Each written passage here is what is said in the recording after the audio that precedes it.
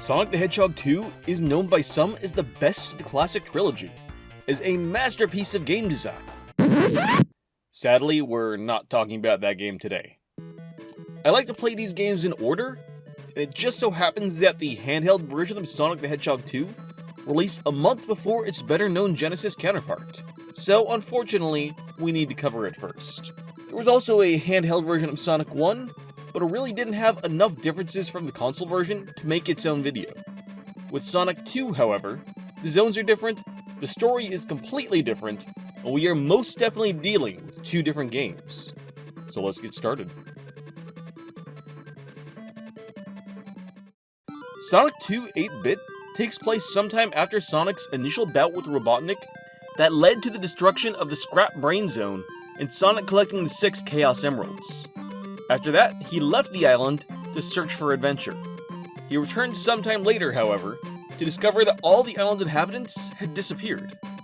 His only clue as to what happened was a note from a friend of his, a young fox named Miles, who warned him that not only had the Mad Doctor kidnapped all the island's inhabitants, but he was holding them ransom in exchange for the 6 Chaos Emeralds Sonic had hidden.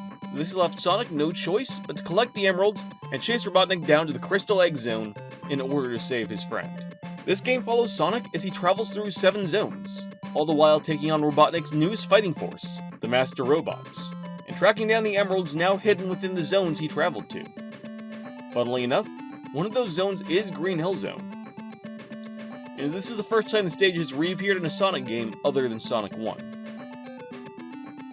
Something I find very interesting about this game is that it's one of the few times that the Chaos Emeralds are not found in the Special Zone. Instead, they're already in the main overworld, waiting to be found and grabbed by Sonic. It's my own personal theory that Sonic hid them around the island before he left in between Sonic 1 and this game. After all, he knew South Island wouldn't survive without the Chaos Emeralds, and had he just lost them, they likely would have wound up back in the Special Zone. That said, it's never stated anywhere. The entire point of traveling to each of these zones is to collect the emeralds, because if he doesn't, then the entire last zone is locked off.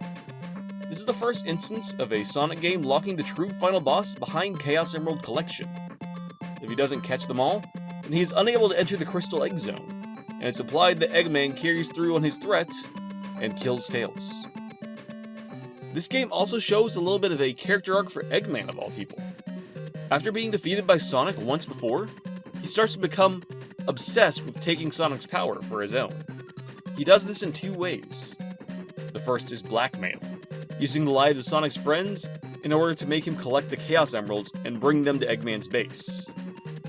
On the other hand, he also builds the first of what would become a long series of Metal Sonic robots, this one called Silverson. It is by far the most basic of the line, but it is a strong prototype nonetheless, and also one Eggman holds in high regard, making it the last and most powerful of his master robots. As for placement on the timeline, it's stated in both the English and Japanese manuals that this is a direct sequel to the original Sonic game. Okay, that's finally over. Next time we check out Sonic, we will be breaking down the Sonic 2 you were expecting. Until then.